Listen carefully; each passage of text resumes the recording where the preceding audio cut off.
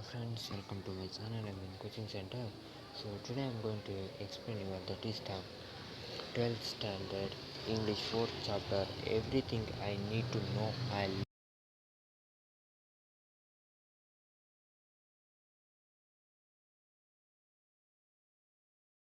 learned about the movement that are played by like Chipko movement, women's movement.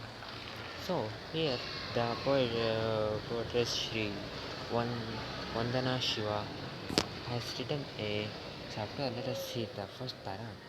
My ecological journey started in the forest of the Himalaya. My father was a forest conservator and my mother became a farmer after fleeing the target patri- partition and of India and Pakistan. It is from the Himalayan forest and ecosystem that I learned most of what I know about ecology.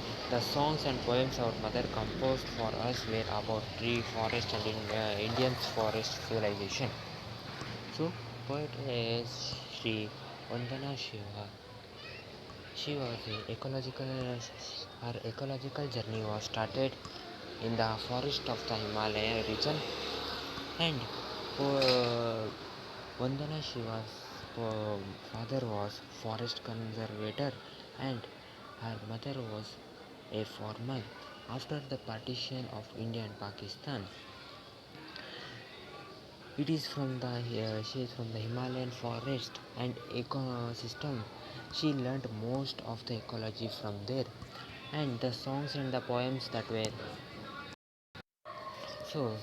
Her mom was writing songs and poems about the trees, forest, and Indian forest civilization. So, my involvement in the contemporary ecological movement began with Chipko, a non-violent response to a large-scale deforestation that was taking place in Himalayan region. So, the poetess Vandana Shiva started her involvement in the ecological movements by a first movement that she joined was the Chipko movement that involved non-violence response to the large-scale deforestation that was taking place in the Himalayan region, the deforestation that was taking place in the Himalayan region. For that, our poetess Vandana started to fight. Next, in 1970s, peasant women from my region in the Garhwala Himalaya had come out in defense of forest. So, in 1970s, the women of the region of our poet, that was the Garhwala region in Himalaya, had come to save the forest.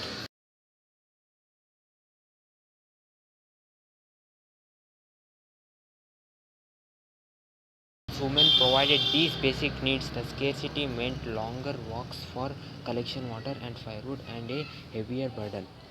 So, as there was many landslides and floods and scarcity of water, fodder and fuels, since the women provided these basic needs, the scarcity meant longer walks for collecting water. So, the women walked a longer place for collecting water and firewoods, and they were having a heavier burden. So the women knew that the real value of forest was not the timber from a dead tree, but the springs and streams, food for their cattle, and fuel of their huts. And the women declared that they would hug the tree, and the loggers would have to kill them before killing the trees. So in this Chipko movement, the women decided that the women they were knew the real values. They knew what were the real values of the trees. They were not only for the trees were not only for taking the timbers after its death, after tree life is over lifespan, but the springs, the women get the springs and streams, food for their cattle they get from the tree, and fuel for their huts. So the women decided to save the trees from cutting. So they decided so that they should be first killed before, if they want to kill the tree. So the folk song that were sung for the saving the trees in the Chipko movement was, these beautiful oaks and rhododendrons, they give us cool water. Don't cut these trees. We have to keep them alive. So these beautiful trees, they give these people, the Garwala, the people they are living in the region, Garvala region, they are getting the water from this tree. So please don't cut that tree, we keep them alive, they are saying. So in 1973, I had got to visit my favorite forest and swim in my favorite stream before leaving for Canada to do my PhD. But the forests were gone and the stream was reduced to a trickle. So, Mr. Shri Vandana, she was our poetress. She in 1973, she wanted to visit her favorite forest and want to swim in the favorite stream. Before as she was leaving to Canada to for higher studies, she was for higher studies PhD for getting PhD, but the forest was gone. The forest was vanished. So there I decided to become a volunteer for the Chipko movement, and I spent every vacation doing paid back letters, walking pilgrimages, documenting and the deforestation and the work of forest activities and spreading the message of Chipko. So when our poetess heard that all the plants that was our favorite forest, her favorite forest, when she heard that all forest was vanished, she that time only she decided to take participate in Chipko movement. She became the volunteer of Chipko movement, and she spent every vacation on doing the walking pilgrimage and documentary on the deforestation and to work on forest activities and to spread the message of Chipko movement's message. So, one of the dramatic Chipko action took place in the Himalayan village of Advani in 1977 when a village woman named Lakshmi Devi led resistance against her own husband who had obtained a contract to cut trees. When officials arrived at the forest, the woman held up lighted lanterns. Although it was broad daylight, the forester asked them to explain. The woman replied, "We have come to teach you forestry." He retorted, "You foolish woman, how can you prevent tree?" So after they spread the message, so on a dramatic Chipko movement action that was took place in Himalayan region, that was a place Advani in 1977. So a village woman, her name was Lakshmi Devi. She she fought against her husband, who had did a contract with a tree cutter cutting to cut the trees. So when the people who want to cut the tree arrived, she took the lantern at the daylight, and she stand near the tree, hugging the tree. So the forester asked them to ask the woman to explain. So when they asked to explain, so she said, the woman replied, "We have come to teach you forestry. We have come here to teach you the forestry. What is forestry?" So the woman, the people, they said, "You foolish woman, how can you save the tree feeling by those who know the value of the forest? Do you know what forest were? They produce profit and resin and timber. So do you know what is the value of the forest? Do you know what the forest where they produce profit?" So the woman sung back in nature, "What do the forest bear? Soil, water, and pure air sustain the earth and all she bears." So the woman sings a song for his reply. In her reply, "What do forests bear for a bear? They take soil, water, and pure air, but sustain the earth and all she bears, all the world, all what we want." So behind monoculture, from Chipko movement, the our poetess Vandana Shiva has learned that to save the biodiversity and biodiversity based living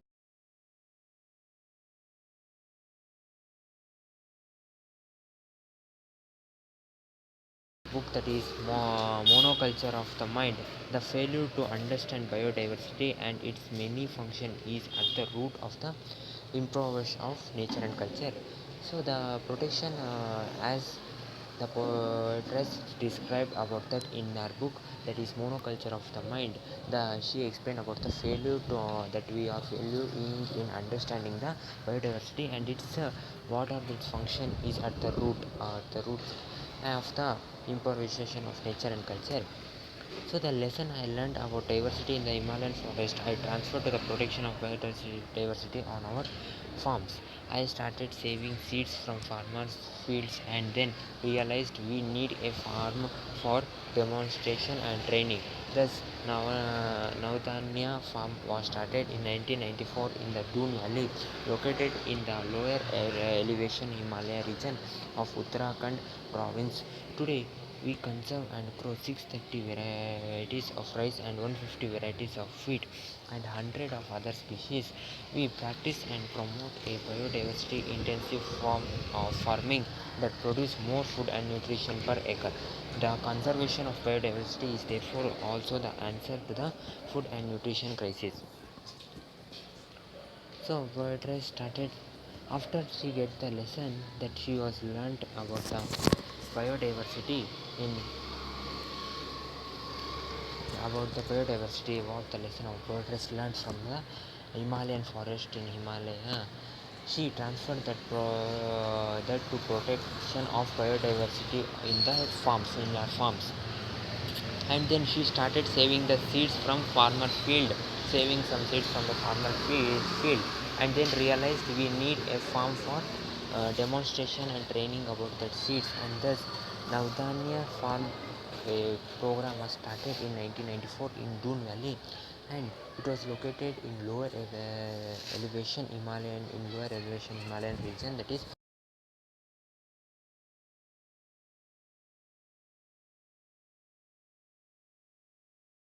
wheat and hundred of other species they grow. And they also practice and promote a biodiversity intensive form of farming, and that produces uh,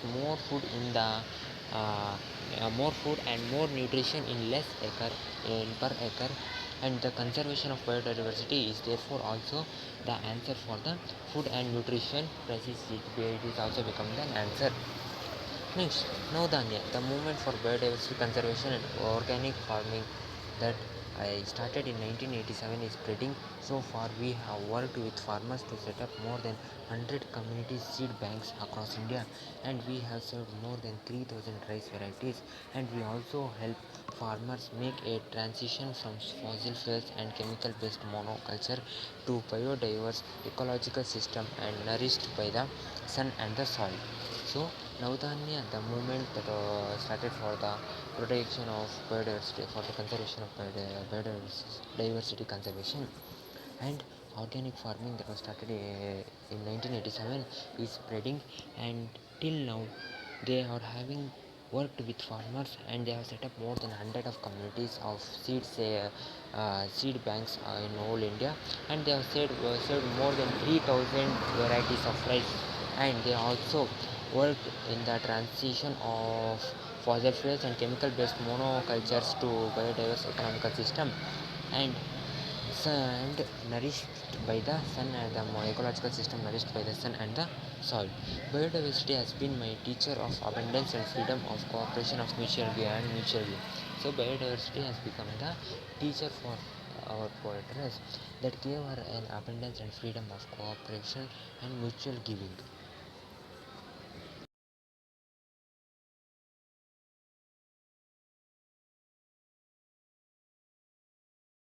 Agency and her rights. That is why it is significant that a Ecuador has recognized the right of nature in its constitution. So in April 2011, the United Nations General Assembly, inspired by the Constitution of Ecuador and the Universal Declaration of the Rights of Mother Earth, initiated by Bolivia, organized a conference on harmony with nature as part of Earth Day celebration. Much of the discussion centered on way to transform system based on domination of people over nature and men over women and rich over poor into new system based on partnership. So rates of nature on the global stage, the rates of nature was on the there was there. So when nature is a teacher, when we think the nature is a teacher, we should also co-create with her. We recognized our rights, what are the rights of nature. That is why they are given the significance by equator that he gave the rights of nature in the constitution. So in the April 2011, the United National General Assembly, it was inspired by the constitution of the UK later, and the Universal Declaration of Rights of Mother Earth was initiated in the Bolivia, and they organized a conference of harmony in the with nature as part of Earth Day celebration. So they are organized and planned to celebrate Earth Day. They planned to celebrate as Earth Day one day.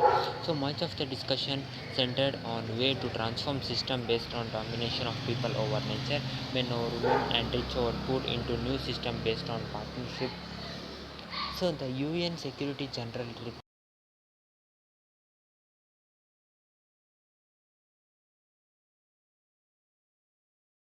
interacting with nature. Ultimately, environmentally destructive behavior is the result of failure to recognize that human beings are an inseparable part of nature, and that we cannot damage it without severely damaging ourselves. So after this, the UN Security Generals reported that harmony with nature issue that were they issued that friendship with the nature issued by the conjunction with the UNESCO in that conference, and they elaborated the importance of the nature.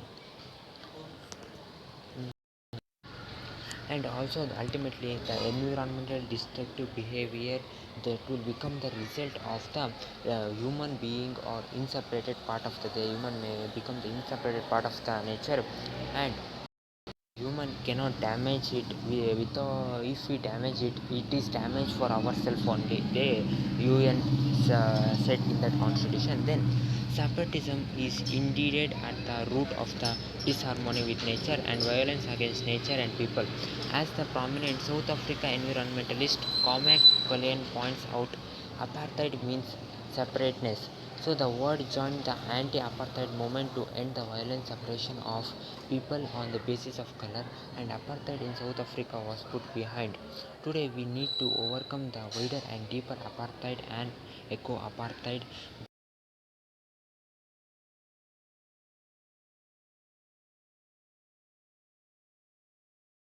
root of disharmony with nature and violence against nature and people they it may make. So in the prominent South African environmentalist who was Cormac Cullinan, he pointed out apartheid means separateness. So the word joined the apartheid movement to end the violence based basis of colors, and apartheid in South Africa was put behind.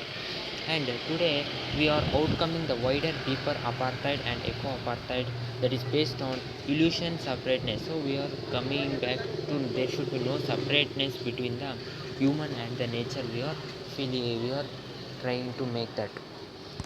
So till here I will stop. I will explain the other topics of this chapter in my next video. So okay friends, till here you understand I think so. So like the video, comment on my video and subscribe my channel and my coaching center for more video. I will see you in my next video explaining other topics of this chapter. Till then take care, have a nice day, bye my dear friends.